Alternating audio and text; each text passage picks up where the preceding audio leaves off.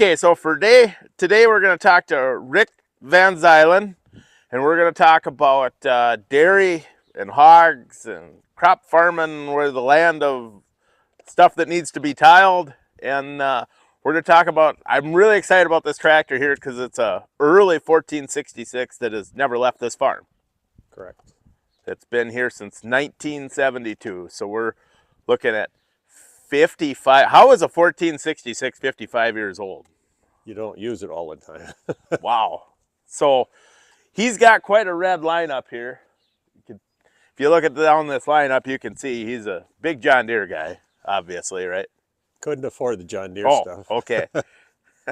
So, but the two tractors that I'm excited about are this 14, because it's a one family owned 1466, and it's an early one, which is really neat.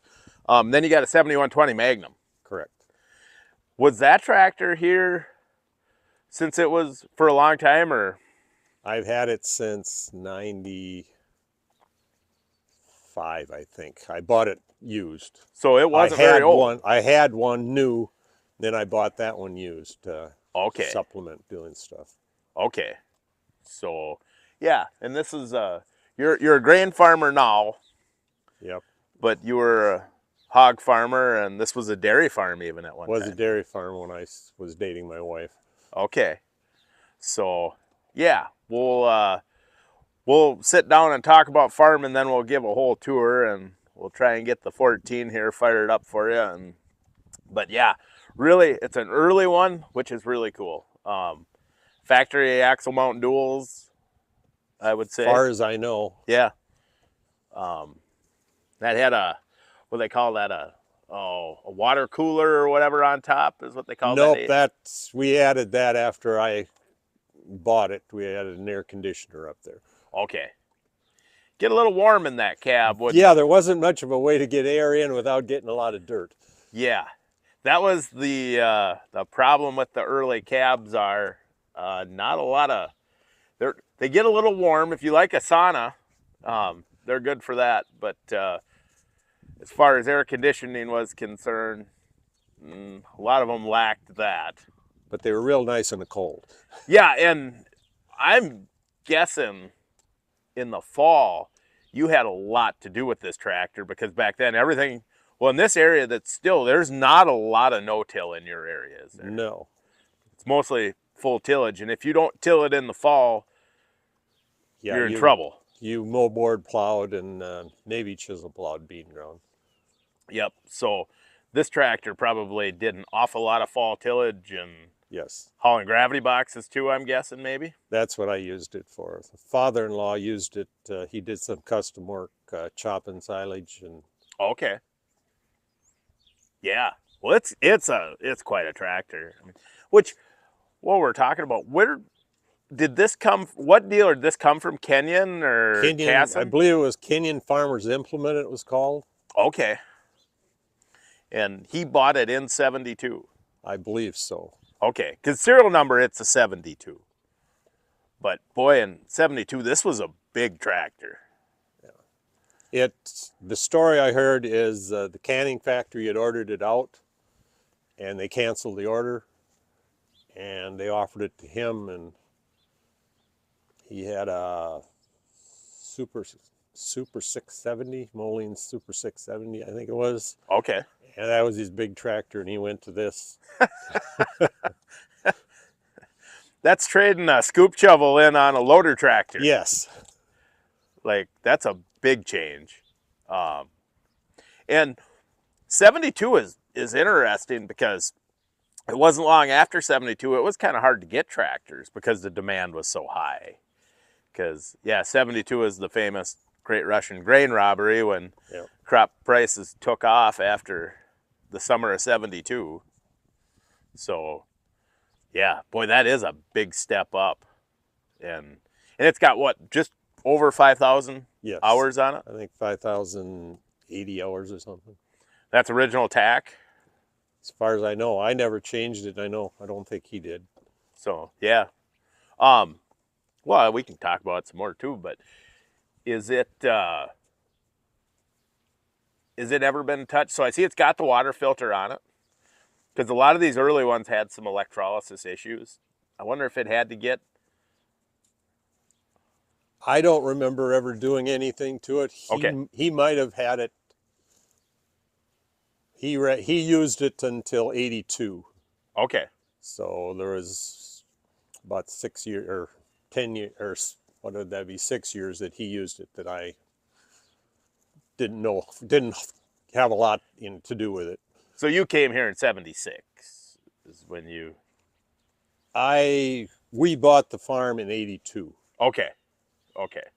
I married my wife in 76. Okay. So Is that when you kind of started part of the operation? Or? I farmed with my dad, who lives south of here about 7 miles. Okay. Okay. Huh. Well, yeah. So you remember in 72. I remember it in 72. I remember my wife and I getting stuck and him having to come and pull us out one time. We crawled up in the corner, each in one side of this thing. So, What did your dad run IH? yes. Okay. So, yeah, this was a big tractor then to you too, I'm guessing. Yeah, we had a 706. I think he had a 1466, and I bought a 1466. I think that was in 75 Okay. to supplement Yep. the extra acres we were running. Okay. So, yeah, but quite a tractor, and that's still has a muffler. Nobody put a straight pipe on it. Nope. Yeah. Is that it's got the belt shield on the alternator. That alternator's got paint on it. Is that original? I don't remember changing it. Wow. Okay. That's pretty cool. Steel. Your rock box isn't going to hold a lot of rocks. Aren't going to hold a lot of rocks. No, there's some things that have given up. Yeah. Yep. So the pump has been done, looks like. The injection pump got done at some point. Still a belt on. That is a big AC compressor as far as that Tecumseh or. Huh. But, yeah, she's pretty just all original. Pretty much original, yeah. Which is really, really neat. Yeah. Did it stay because it was a favorite or just because? It stayed because we could use it. Yep. Let's say I got his whole line of machinery when I bought it. Yep. And so I got all these Molines. So when I traded stuff, I got rid of the Molines and I kept this. Yep. Makes sense. And then you said you had a 1466. I'd bought a 1466 when I was farming with my dad, yeah. So did you trade that off on That newer had stuff? been traded off on I think that went for a versatile. Okay. I bought a 875 or something Okay. versatile, I think. Was that your first 4-wheel drive? Yeah. That was a big tractor. Yeah. So for Case IH today then, do you go to down to Casson or? Mostly at Casson, yeah. Okay. All right. Yeah, this is I really like this tractor. This is really neat. Are those original tires? I won't swear to it. Okay. I don't remember putting new tires on it. Well, I wonder, judging by the duals, if maybe the duals are probably original and maybe those have been changed once. But did the duals ever come off? We'd take the duals off for we used it for spraying and stuff. Okay. Yeah. And he used it to blow snow for the neighborhood during the winter, and he'd use this one for that. Okay. So he'd take the duals off for that. When the air conditioning wasn't so good, that cab with the heater though was pretty nice. It made it a lot nicer than sitting out in the open. Yes, it is. So, yeah, well, we'll walk through some of the equipment after a while, but we go talk about kind of the farming history here. And are you excited to retire or? In ways, yes, and in ways, no. I get it. I get it. It was the right time. I had I had somebody that was willing to buy the building site, and the price was decent, and my wife was really pushing for, you should retire, we want to travel. So Yep. we're going to maybe be traveling, so we'll see what happens. All right. Well, that sounds good. Okay, so you came here in 1982, but you actually started farming before that. In 74. Okay. So you graduated in high school in 72. okay. So in 74, I bet farming looked pretty good. Yes, things had turned around. Up until then, my dad more or less said, do anything but farming. You know, don't farm, it ain't worth doing. But I think corn went from like $1.50 or something to maybe $3 or something. I don't remember exactly, but And soybeans, like you probably could have sold a semi-load of soybeans and bought a tractor at the time or something. it could have been. It was crazy how fast it went. So, And land rents were I think they were in the $30-40 bracket, yep. you know, and it was, no, first year I thought I was going to make a lot of money until I think we had an early frost. Okay. If I'm not mistaken. So were you, did you always want to farm, even as a kid? Not necessarily, because we were always pretty much don't farm. You know, it's not worth putting the time in here. You could make more money working in town. Right. But and actually, when I was going to college, I went as business management to work at a fertilizer co-op, that kind of thing. And things started looking up when I got done, and talked to him about trying to farm, and he found a piece came up for sale to expand, and so that's the way we went. And you were dairying. We were dairy at that time. Okay. And then after we bought this other farm, it had all outdoor had some outdoor hog lots, Okay. pasture stuff, some kind of confinement. And Well, the confinement barns really didn't catch on until late 70s, huh? 76 is when we built the first Fairwind barn over there. There was it was a shed that had pigs could get inside, and they were fed in there, I believe, but they went outside on lots. Okay. So Yep. So that was, so you didn't have hogs originally. It wasn't until... I'd never been around a pig at all until probably 74 or 5. Okay. First time I ever had anything to do with a pig. But the hog business was pretty good, wasn't it? The youngest brother and I, we bought some feeder pigs. I think you paid like $35-40 for them, and bought a couple of feeders, used these lots, and there was some money to be made in it. Yeah, and you aren't very far from Hormel, No. you know, so did most of your hogs just go directly to Hormel over the years, or? Yes, over the years. When we first started, a lot of the time they had a buying station in Casson. We took a lot of them over there when we first started, and then after we got bigger and got a bigger truck and took them down there. So you never hauled any to like Zumbrota to the market then? I never did much up at Zumbrota, no. Okay. Well, I mean, the hogs a lot of guys talked about how the hogs got them through. Yeah. You know. I know when we moved here in 82, my loan officer, he's going, well, do you really want to raise pigs? Because we had to put in farrowing crates, we had to fix everything up because everything had been dairy. Yep.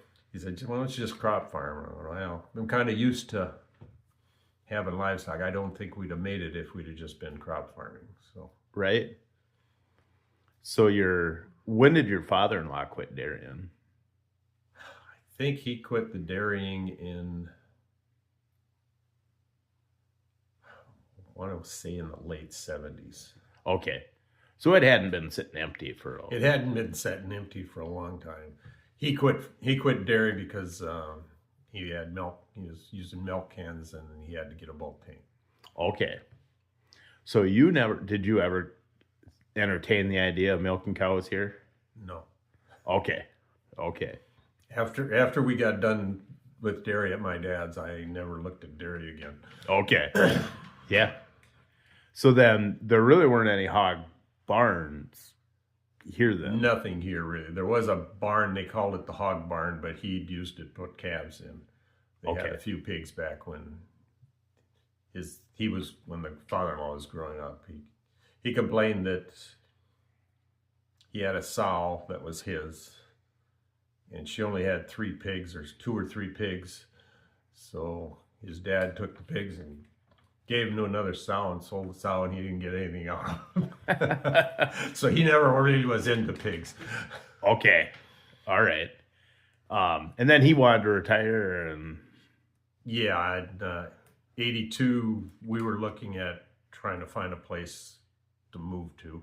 Yep. And he said, well, I think he was 62. He says, we're looking at retiring and build a house if you want. We'll sell you a place up there. So that's why we went up here. Okay. So then you kind of remodeled the hog setup. Yep, we turned. He had some. He fed out steers. We turned the Quonset. We turned that into a gestation facility, and we turned the old dairy barn into a farrowing and nursery. Yep. And then there was a finishing barn up the road that I was able to rent. Okay. We took them up there. So then did you, you built, so there's 3 hog barns here today? There's 4 hog buildings here. All of those we built after. Okay. I'm surprised it looks like they're Lester's. Everything's Lester except the farrowing barn. I think that was Carroll Manufacturing or something. Okay. So we put that up. All right. So there's some interesting times there in the hog. So when did you build the first building, like a manure pit? We put, the Quonset that we had the sows in, gestating, we built, I think it was a 10 by 12 foot, 8 foot deep pit with slush gutters. Okay. So they were inside all the time. So we had a little pit there, but then... did you have a vacuum tank then? Yeah, we had a little vacuum tank. Okay. And then we built the farrowing barn in...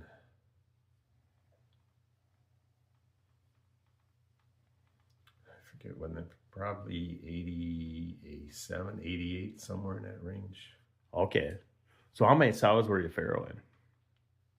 At the maximum we had 240 sows total. So we were farrowing like, I think 40 sows at a time.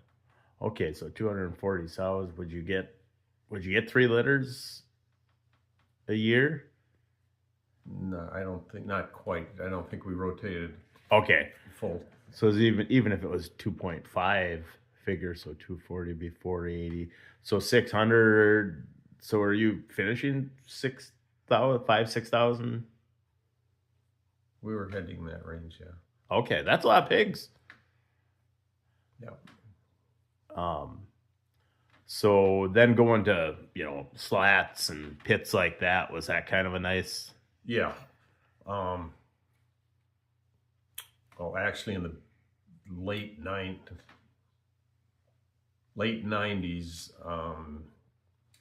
there was a family bought land up and they wanted to put hog barns up. And the township got all alarmed about it and decided they didn't want hog barns put up. I had put up the first finishing barn, about a 600 head. Yep. And we were looking at the possibility of either quitting farrowing and going into a sow co-op or putting finishing barns up. And they put a moratorium on us for 2.5 years that you wouldn't let you build anything. Okay. But they would let me build a gestation barn. and the sows were out. Some of them were out in open lots, and we had some kind of nasty weather there, and so we decided to put the gestation barn to get the sows inside, just to make life a lot easier. Yep. And a lot easier on the pigs. Okay. Well, and, you know, we'll get to the late 90s, but I was thinking about some other things kind of along in that time frame. So the crop farming thing kind of got a little bit rough. Yeah. Late 70s, early 80s, right? The 80s were not good. I mean, there was more than one time we went in to renew our loan, and loan officer would look it over and he'd go, "You shouldn't exist, but we can renew your loan. You're alive yet, so Yeah. don't buy anything." But Right. we made it through. And the pigs probably helped a lot with that. I think the pigs are what made it through. If we hadn't had hogs, I'm pretty sure we would not have been able to make just on crop farming. So were you, for a while there, were you feeding most of your own grain then? Probably selling beans, I'm assuming, either way. We sold the beans and we fed the majority of the corn. There's an ethanol plant at Claremont. I did buy stock in that when it started, and I was delivering that amount. But. Okay. But for a long time there, you were basically, you were walking your... I was walking most of the corn off. Yeah. Okay. So yeah, the crop farming thing got a little bit, it looked really good mid 70s, late 70s, the prices started to come down. And before you know it, by early 80s, at one point, I know on the wheat, the U.S. had 100% carryover in the wheat, which meant we could go a year without growing any wheat. So it was pretty tough. But in the hog thing, it seems like the guys with livestock were okay. What about, was it 85 or 86? If you were going mostly to Hormel, do you remember the strike and stuff? Actually, we started hauling to Wilson in Albert Lee because Hormel wasn't taking them, or it was too dangerous to go there, one of the two. Did you haul your own? Yeah. Okay. So did you have a gooseneck cattle trailer? Actually, I had a grain truck, single axle grain truck for a while until DOT said you had to start getting them DOT'd, and that's when that thing was way past that possibility. So we bought a trailer, or a pull type trailer. Okay. So yeah, 80, that strike lasted for a year, didn't it? Yeah, something like that. And if you were a farmer you were the enemy then to those guys too, huh? I never went in there when the strike was going on. I pretty much went all to Hormel, or went to Wilson over at Albert Lee. Yeah, because that was almost nationwide coverage on that. That was a very bitter. Either that or delivered them to the buying station. They had one in Casson. Okay. Yep. But during the strike, I don't remember going down there. Okay. So then after you get through that, 88 happens. The big drought in 88. Yeah. Did you have a okay crop down here? We had an okay crop. I mean, this ground it's heavy. More or less was told you never have to worry about rain. Right. And this farm, we still got a pretty good crop. I rent a piece over by Concord that's a little sharper. Okay. And that we had some yield loss, but we didn't get wiped out here at all.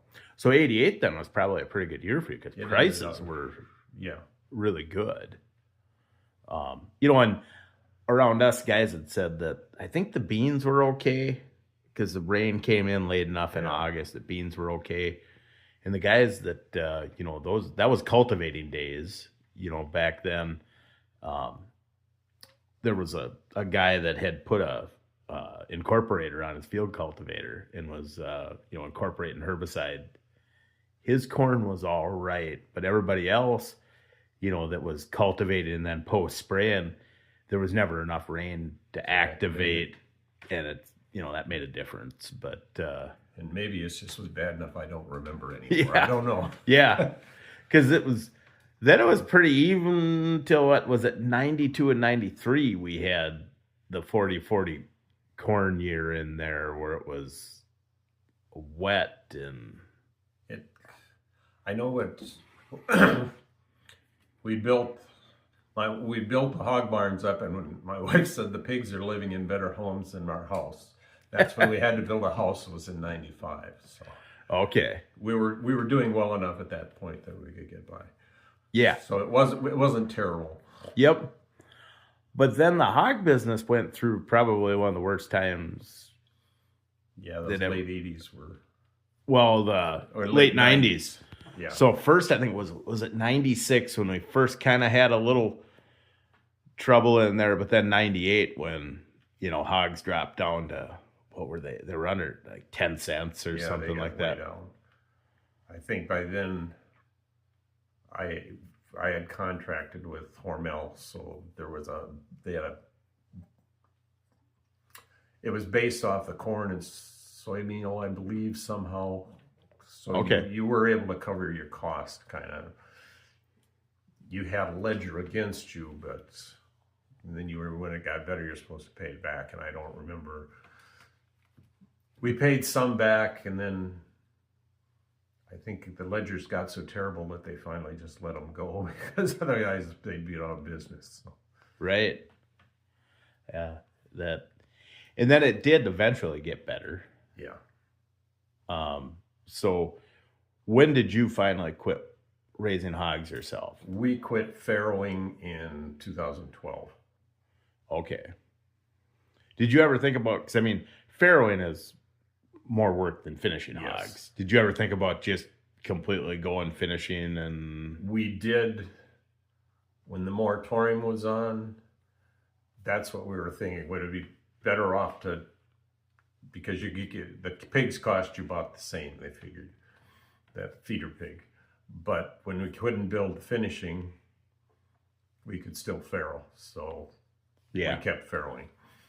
Okay, because there was, it was in that time frame that the integrator stuff took off when guys just started, raising feeder pigs. Yes.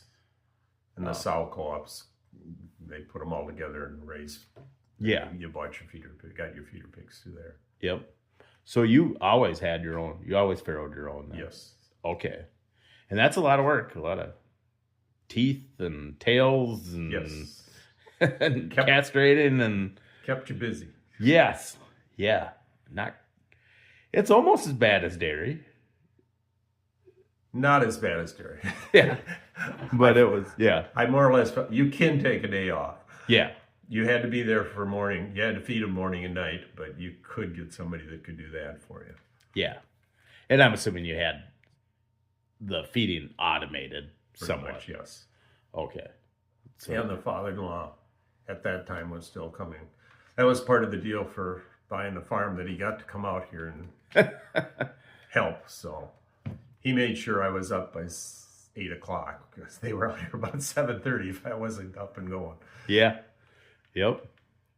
So then the hogs over the years, liquid manure was good fertilizer. Yes, our crops were good. We felt we had better crops than a lot of people. I know there was one year that we had a pit that got full on us during the summer, and we hauled it, found a neighbor that had some pea ground. Yep. And this was only 40 acres, and I think we did like 20 acres of it or something. And at church that fall after harvest, he said, anytime they want to bring that over, we're more than willing to take it. That's the best corn we've had in years, but it was a farm that hadn't had manure on it for probably 10 to 20 years. So. Yeah. So you had a vacuum tank. Did you, now I see you have a pit pump on the sale. Yeah. Like a Hooley pit pump, right? Yeah. Did you get away from the vacuum tank completely? And yes, we went away from the vacuum tank, and We were hauling it, and we were able to incorporate. We did that for, I don't know, 6-8 years, and then we started hiring someone to haul it. Putting it on like drag line or? We did it for a drag line a couple of years, and then we also had several years. Most after that, it was either with the one guy had a truck with a tanker that he applied it with, and then he bought a big pull type tanker, and then we started working with the last few years, just a person brought a hayfield. It's got a couple, I think there's 7,300 gallon or something. Okay. Tankers that they come in and they put it on. So when you were building the barns and going to the dock pump then versus the vacuum tank, did you think far enough ahead to put them all the same depth? Put all the pits the same depth? Yeah. Yeah, they were all 8-foot pits. Okay, so you didn't need to have, like, I've seen guys where they had some 4-foot pits. Yep, they had three different pumps to. No, we were all 8-foot pits on everything. Okay, so did that 14 then get to run pump a little? I'm sure that was on agitating the agitation. Yep. I don't know if we hauled much with it. You used I had a 1586. I think we used that. Okay. Then we got 7120. I started using that on there. Okay, so what was the first Magnum you had? You said you had one before this. I had a 7120 that I think is the same age as this one. It's just this one I bought used a year or two later. Okay, so that first one was probably the big numbers, like because this is a later one, right? It's got the small numbers where. It could be. I'm not sure on it. But. I think I saw I think this one says Magnum across the front, where the early ones, said Case IH on the front. And that I don't remember. I think it was in '90s when I bought it, if I'm not mistaken, that first one. So what did you think of the Magnum when it came versus the 1586? Oh, it was so nice. The cab was quiet. There was some room in it. Yeah, power shift. Power shift, which something I never had. Well, the Versatile, I had a 836 power shift Versatile. Oh, yeah. The work tractor. Yep. That we had in the late 80s into I think we got rid of that in the 90s. That was one of those Ford Versatiles. Yes. Okay. Where was your Versatile dealer? Actually, Matachek and Faribault and Cass and Minnesota Ag and Casson both carried it. Really? And then when they dropped it, they had to go to Smith Mills. Okay. Is where we were going. Okay. So then the Magnum, then the other one was a 2-wheel drive. Yes. Too. So that was your planting tractor then? Pretty much use that for planting and spraying. And the other one was just an extra tractor for when we had to haul for using the grain cart and hauling wagons and stuff. So where did that one come from? Casson? Or? That one came from Matachek. Oh, that can Faribault. Both of the 7120s came from Matachek. Okay. Yeah, they moved a lot of tractors out of there. The Magnum was a big step up. What were you running for a planter back then? I had Were you 12-row? Actually, I started out with a 12-row. Then I went to an 8-row. I think it was a 5100 white. Okay. But I had an old 800 cycle. 12-row? 12-row fold up. Okay. When I moved here. So the ones that fold up, Yep. And I had a neighbor that was saying, you're only going to raise this many crops in your lifetime. Don't waste them with that planter. They were great. They did a great job of putting beans in, but they just didn't have The spacing spacing. on the corn. Correct. It was, I think it was it with the 900 or whatever when they came to where the metering was actually done at the row unit versus just the drum. I think somewhere one of them when they changed that. There's a 955 that I've got for bean planter. That still had a drum. Oh, it's still got the drum. Okay. So I'm not sure where they switched over to that meter in the back. Yeah, there wasn't a lot of boy around us. The deer planter just seemed like it was the one everybody kind of went to and away from the cyclo. But that's why I went with the white. Yeah. So then, did you ever do any haying then, or make waterways, or any of that kind of stuff, or we did mow and bale waterway hay. Oh, geez, I'm gonna say up until up into the 90s. Did you have any cattle? No. Okay. We used the hay. We used a lot of the hay for bedding the sows when they were out, when we had the outside lots. Yep. Did you ever feed hay to, like, I know guys used to throw the sows. Okay. Other than what they ate up when there was the bedding. Okay, because I know guys used to, when they were grinding feed, would throw square bales of alfalfa into the feed for the sows, make them milk a little better or something. But this was just grass waterways. Yeah. Okay.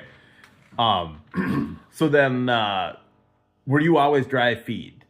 Yes. Okay, because like at my mom and dad's, there was a silo for high moisture corn attached to the finishing barn, and that was the farm the building I was renting up the road, that had a harvester.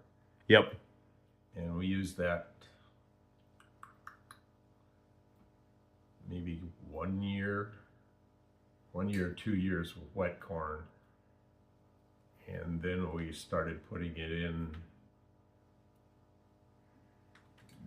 We found out that high moisture wasn't, if we could put it in a lot drier, it worked a lot better in the growing pigs. Yes. Because that harvester it had leaks.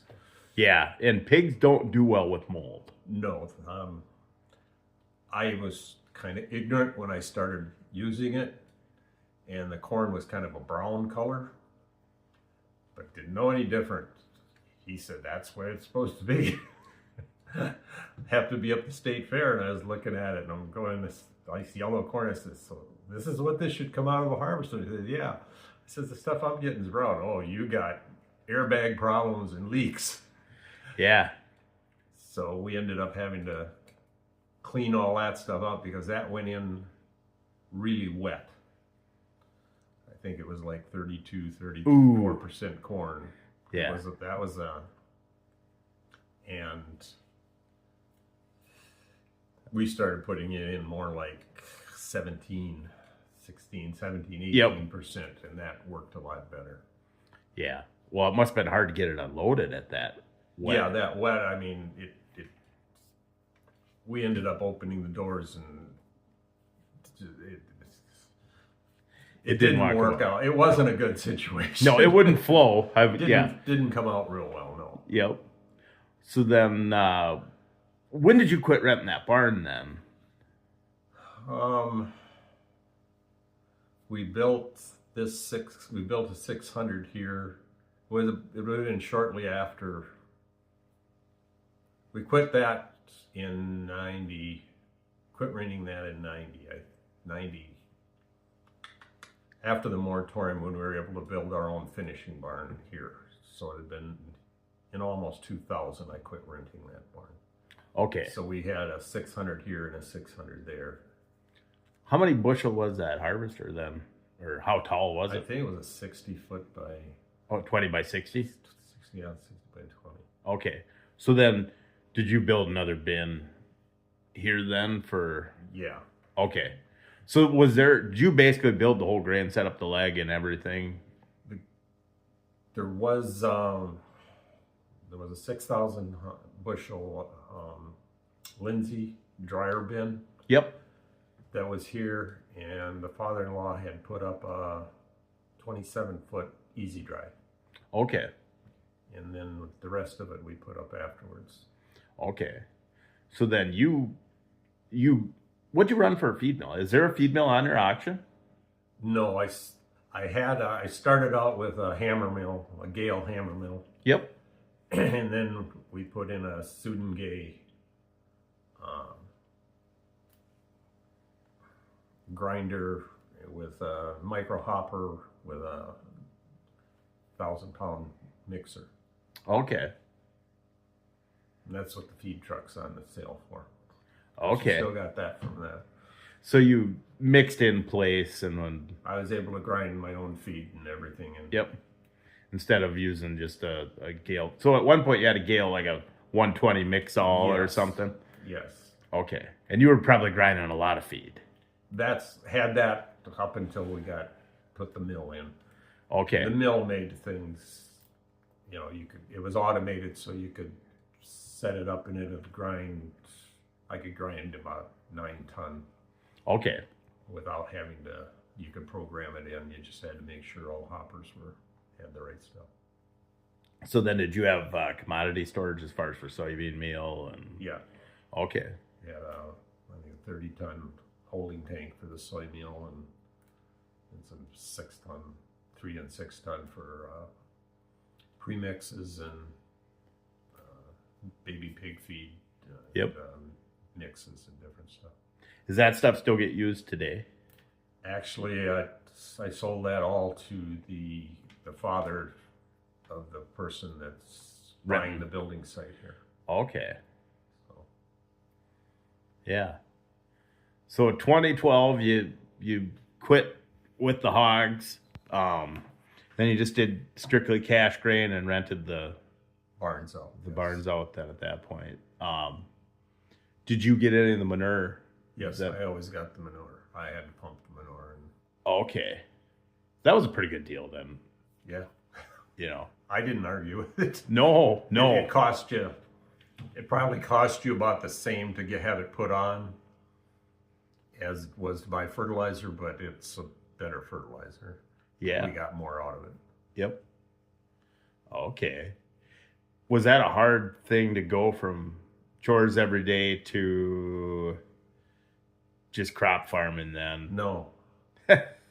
My wife goes, for the first harvest, she goes, we can go out at 8 o'clock in the morning and take our lunch and we can stay out there all day. We don't have to come back and mate sows and process pigs and feed sows. And we just you can walk through the barns while you're unloading corn. So, because she did the combining.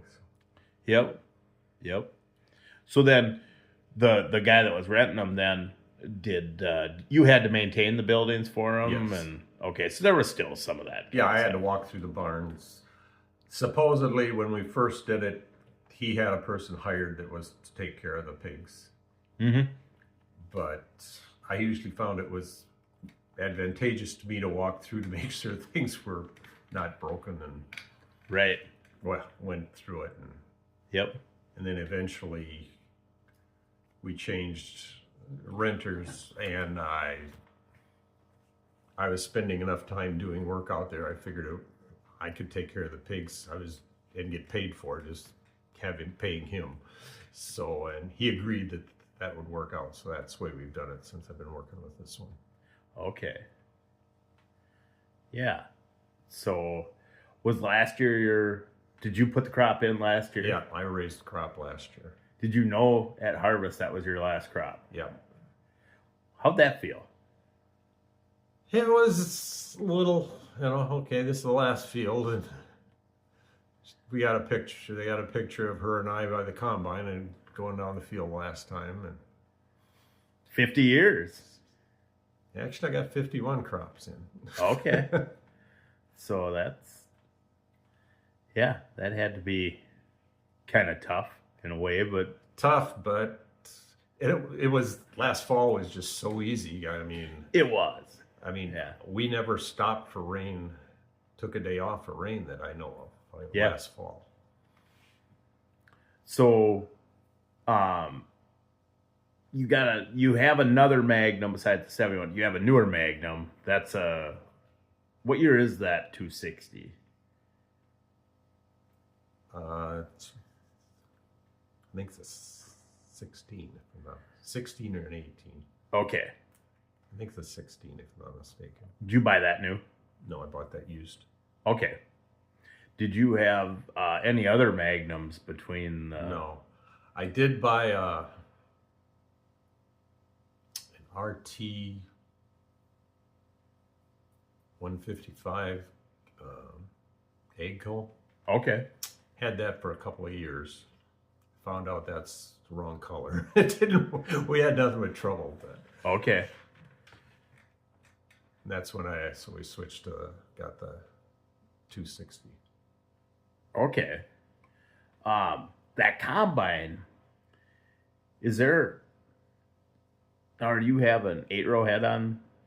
No, I've always had a 6-row head on it. Okay, because I was going to say, I that's went to a 12-row after that. After the 8-row white, I got a 12-row I then. bought a John Deere 12-row. It's the only green equipment I really had. But Okay, because I was going to say, boy, an 8-row on a 5088 would be a lot. yeah, probably. But what's cool about them is that's kind of that is the last of the pre-emission Yes. combines. So that would have been the same as what, a 2366 or 2388. Probably like a 2366, I believe. Yeah. Did you buy that combine new? I bought it. I think it had it was a year or 2 years old. Okay. I had gotten in a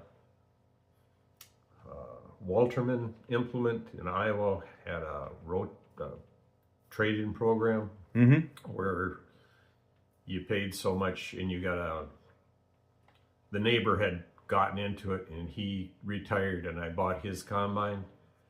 And so every year I got a year-old combine. Okay. And it had been all gone through, and so I did that until they went out of business. Yep. And then I think I traded one more.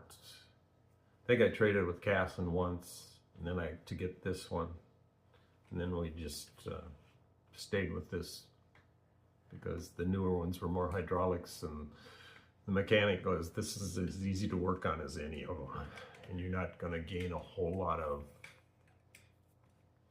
new technology." Well, once you're sitting in the cab, they really haven't improved that.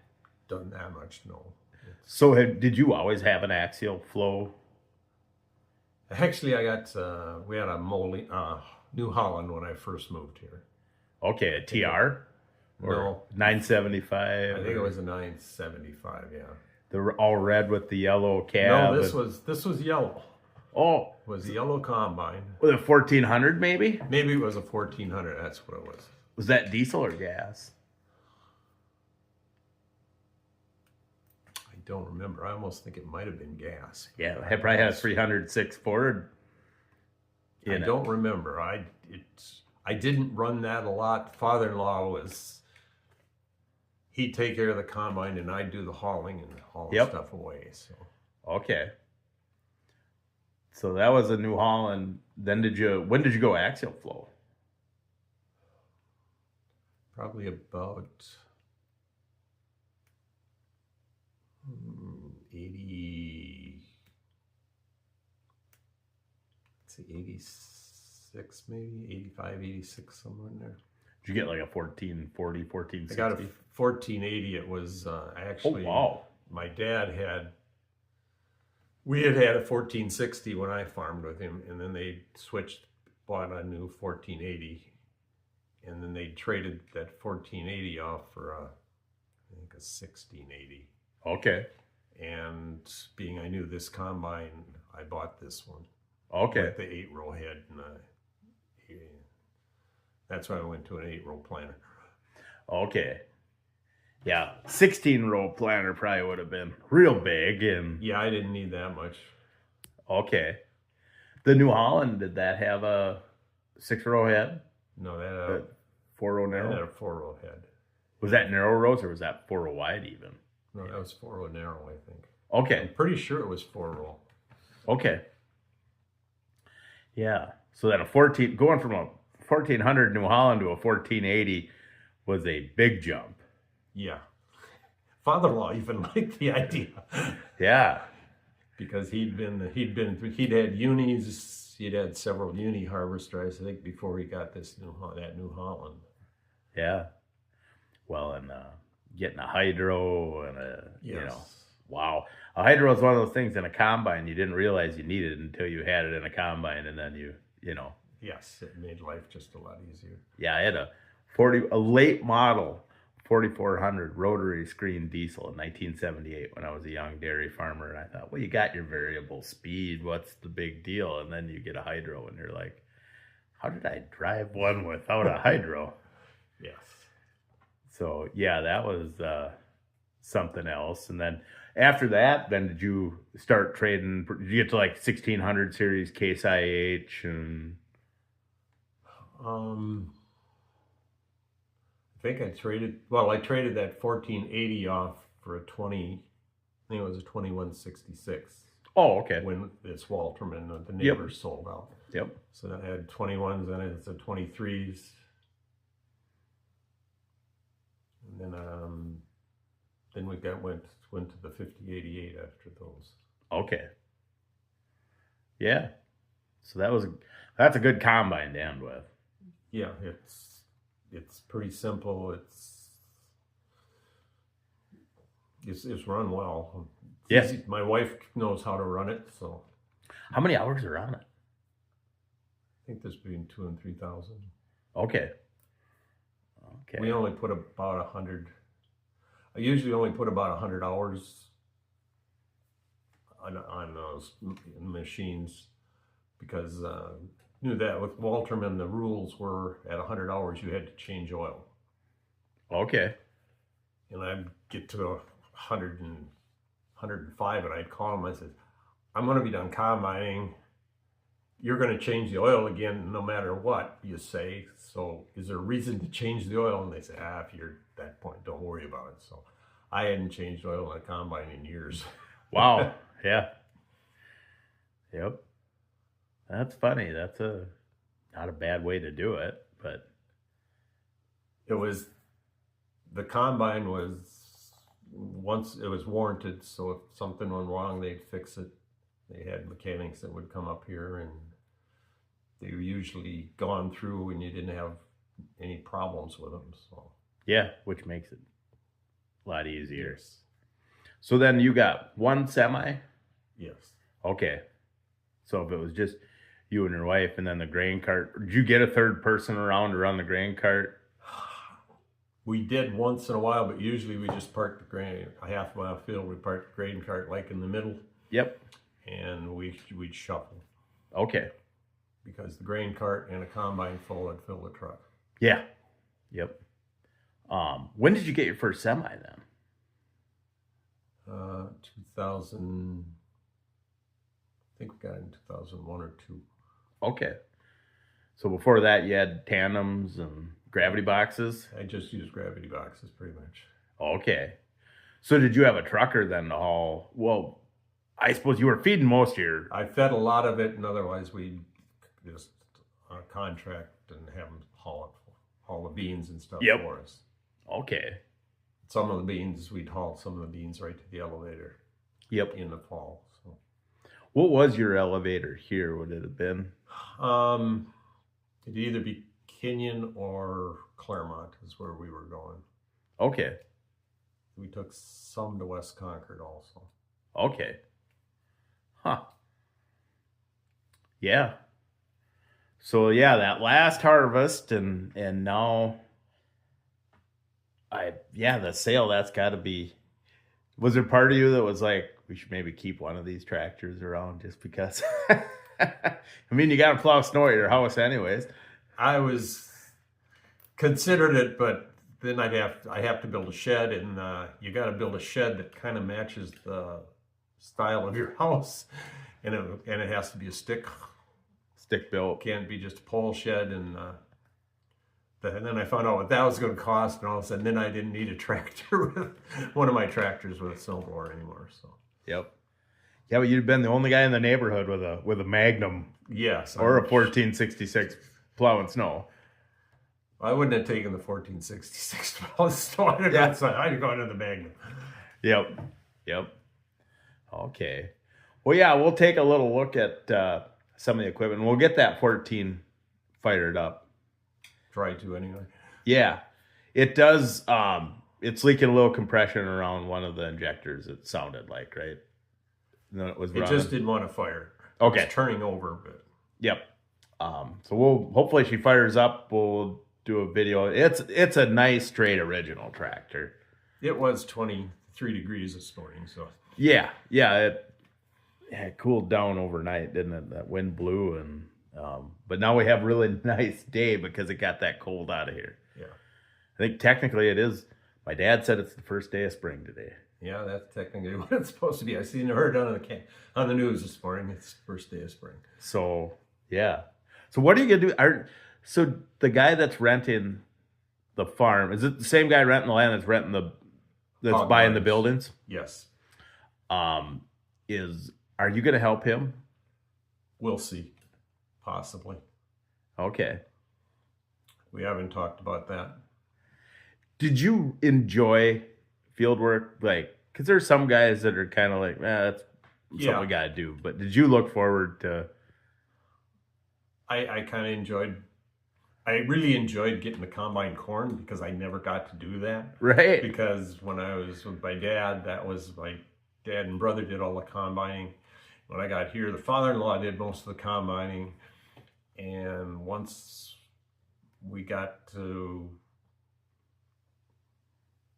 father-in-law being not out here, well, then my wife did the combining on the corn because I had to haul the corn away. So Right. if I ever get to combine corn, usually I open the fields up. It's about the only time I got to sort of really do much. But Yep. so that was combining corn, especially when you had the monitor and you could see how things were going. Yeah. Combine cord's fun to do. It's pretty easy. Yeah. Yeah. I mean, as a kid, I can remember even chopping, like doing silage.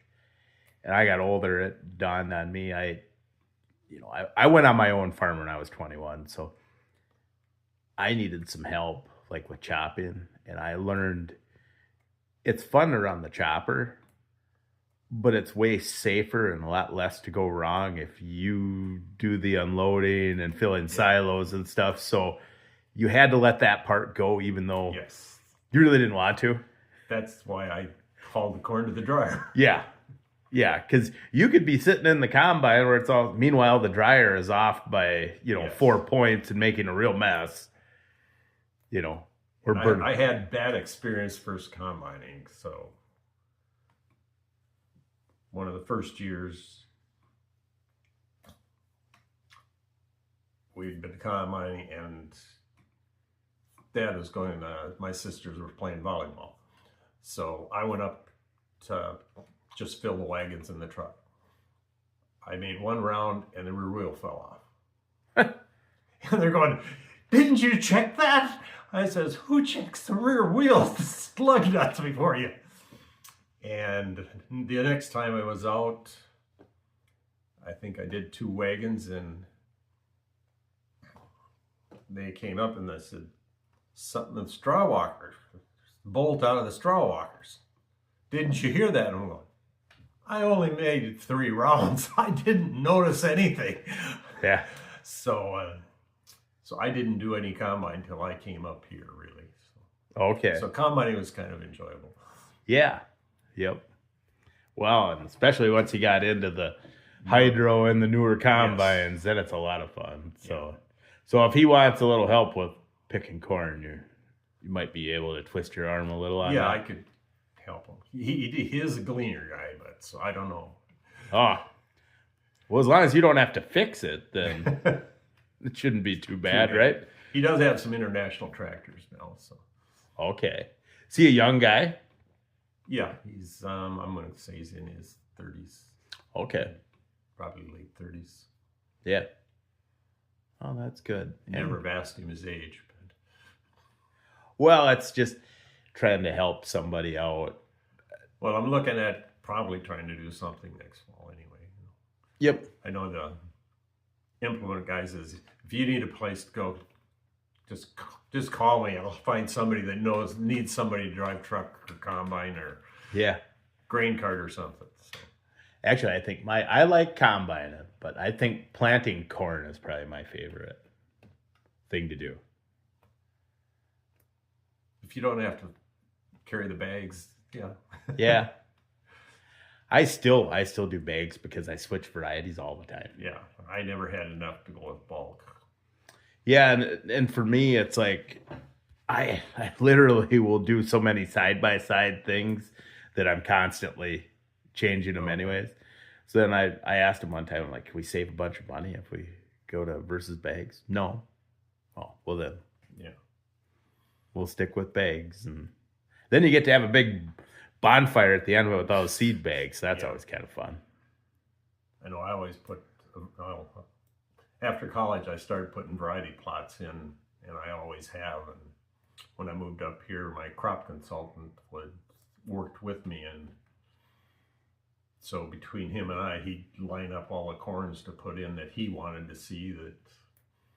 So we've had plots all the time. So I always got to dump corns in and out of the planter. Yep. That's all right. It's all right. But I kind of enjoy. I don't know. Seems like I'm more. The days are longer in the spring, and the weather's better, and you're just kind of. Especially when auto steer came along. I still steer with markers, Oh. and I got a tractor that has the factory integrated valve in it and everything, and I don't know. I gotta have something to do. I always try and see my line in the dust. Quite often got to be a challenge, but well. I always just say I'm such a good conservation farmer that I'll plant on the contour or even on the flat. That's what I say. It gets a little. When my rows got crooked, I just look, well, you get more fetus, more roll that way. It doesn't look as good. But. Yep. Well, we'll go take a look at the equipment a little bit, and yeah. Okay. Sounds good. We got the 14 plugged in, and see if she fires up now. Like I said, it was pretty cold this morning.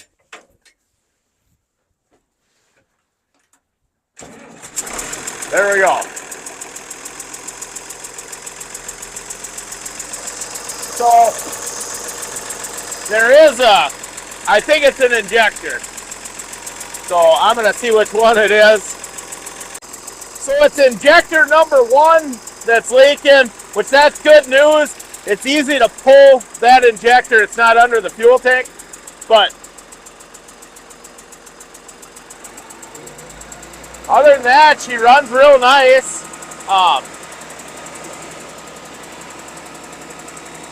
Yeah, pretty neat old 1466.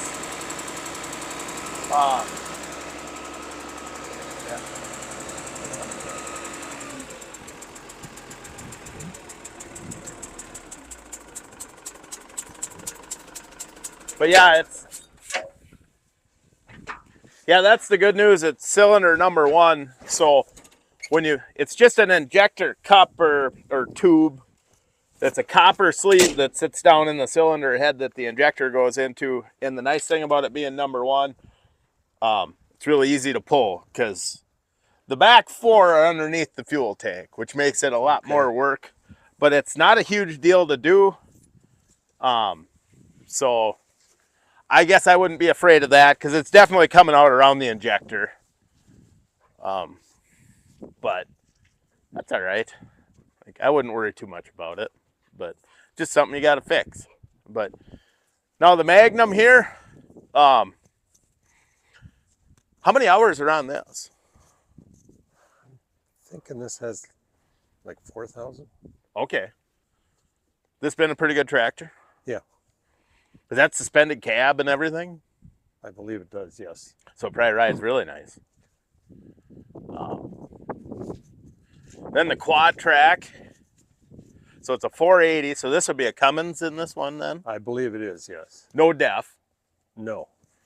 How many hours on this? Everything is between 3,000 and 4,000 hours, so Okay. Track's pretty good on it and everything, undercarriage? seems to be good, yeah. Okay. And you got a air reel on an auger head. Yeah. That's a Prairie air reel on this, ain't it? Yes. Okay.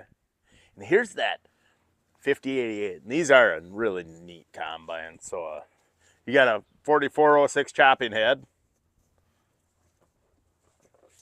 30.5s? Or, yeah, it'd be so, yeah. the metric equivalent. Two-wheel drive? Yes.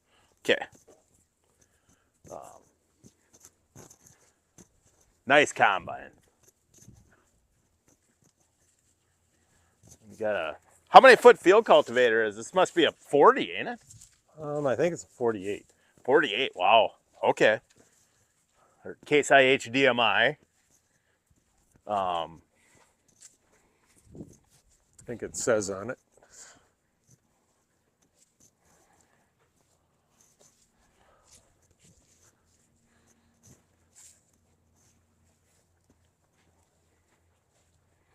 Those are knock-on sweeps. Yes.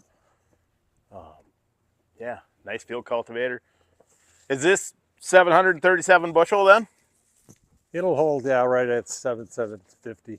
Okay. So, yeah, nice little small grain cart. You guys got rocks down here. We do have rocks. Yeah. So you get some use for that. An old IH wing disc. Or is that like that's an IH, ain't it? Yes. I think it's a 480 maybe.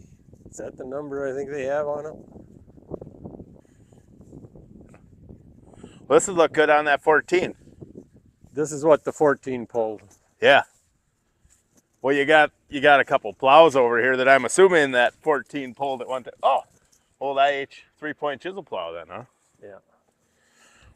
This hasn't seen a lot of use in a while. No, I use it occasionally. Sometimes I have to work bead ground. Okay. Normally, when we put the manure on, we incorporate it. So Yep. Sometimes if we want to work with farmers farther away that we don't put manure on, we use that to work it. Okay. Huh. So, got a DMI ripper, and then so 1, 2, 3, 4, 5, 6, 7, 8, 9, 10. Is that 12 bottom? 10 bottom. 10 bottom. One is a usable 10 bottom, and the other one was bought parts mainly. Okay. So, did you pull this with that Magnum? No, we had the quad track on it. Okay. Yeah. You just had to take it a little easy. Yeah. You couldn't go as fast as you could pull it. That's what I was thinking. Yeah. And automatic reset, which that's a Case International plow then, 10 bottom. Yeah. Okay. This is just an IH. This is an IH. Was this like a 720 or something back then? No, I think they called it 800. That one is definitely okay. I think this is an 800 also. It's just this is the Case. Okay. Or this is the International. Yep. That's the Case IH. Do you still do a fair amount of moldboarding? I did all moldboard plowing up until 3-4 years ago. Okay. Huh. You know, the crop consultant more or less put it to me. You can get a disc ripper or chisel or disc, but moldboard plow is far more forgiving. Yeah. If it's wet or whatever. Well, and there's no highly erodible ground down here. It's not that terrible.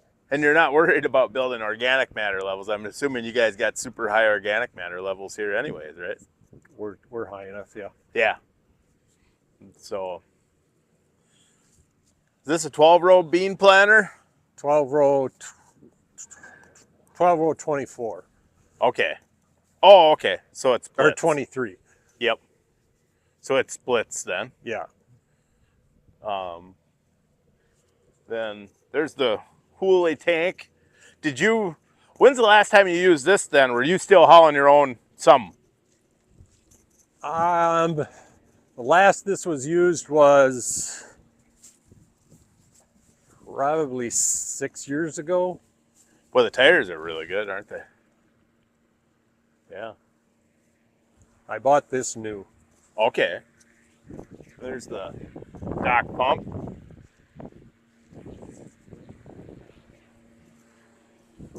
And yeah, you hauled your own feed from your feed mill to the bins then? Yep. Okay. This runs and drives? We got it started. It hadn't really been used much since 2012. Okay. So we ended up put a booster on it, and he poured some gas in the carburetor, and we got it running. And the guy that was looking at it's going, "This thing runs pretty good. It's just got to get some new gas in it." Looks like so. Yeah. But otherwise, yeah, it'll run once you get that. Great Plains drill, which is press wheels on. So this was a soybean special then. Yes. Quit using it when Roundup beans came. Okay. Oh, they're all year-round boxes. Those are big boxes back in the day. Yeah. Which, you're not that far from Mankato, really, so. And then the one easy trail. Yeah. And then there is one in the shed with a tarp on it with a bean hogs seed. Oh, on it. okay. Yep. Put it in there in case we got a heavy snow. Okay. 1710. So this was a 3-point. You put a caddy on it. Yes. Okay. Vacuum. Boy, the old Ford. Is it automatic or is it manual? Nope, it's automatic. Okay. 351 in this? Yes, Okay. I think so. This one still run good and Runs pretty decent. It's just the battery was totally dead. And okay. Yeah. I had it running this morning. So. Okay. Oh, and then a old sprayer, another old grain drill, some nurse tanks.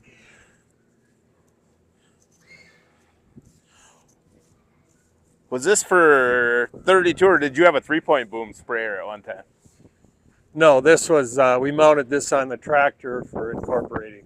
Okay. And a hog mover. Yeah. Which, that's an important piece to have. Was very important, Yeah. especially before we had the gestation barn when we had to move The sows back and forth. this one. We have a hull so we could walk them back and forth. Yep. Boy, that is an old tire. A white wall on that tire yet. Wow. Yep. So, yeah. Another snowblower down there. And you can definitely smell hogs. Well, should we look at that 7120? Yep, we can. We give it a better, try. yeah. So this is, what year is this 7120? Because it is a later one. It's got, I want to say it's a 91, 92, somewhere in that way. okay.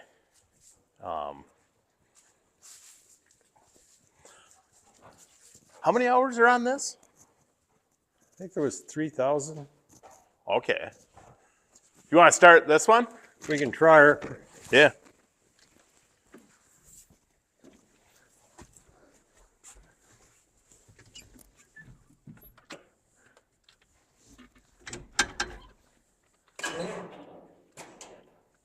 Like I said, we could try her. Oh, Gonna have to put a charger on it for a while. yep. All right, so we got the battery charger on it, and it starts right up. You want to go ahead and fire her up? And like this tractor, you bought it in '92. It's a We could actually run the serial number, but it's a later 7120, so it was only 1 or 2 years old, he said. So.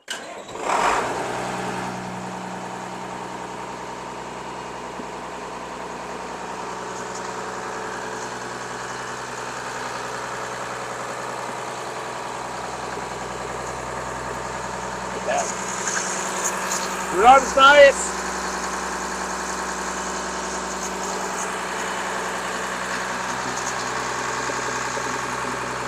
We were digging around in the shed and found this old hydraulic filter element, which is pretty cool. It was just laying on the posts of the shed there. This was in the picture. I went, well, we're not putting this hydraulic element in this. This is just so, well, there you go. Pretty cool two-wheel drive 7120. These big two-wheel drive Magna, or two-wheel drive box cars are pretty cool. So, well, thanks again for doing that. Thank you. Yep.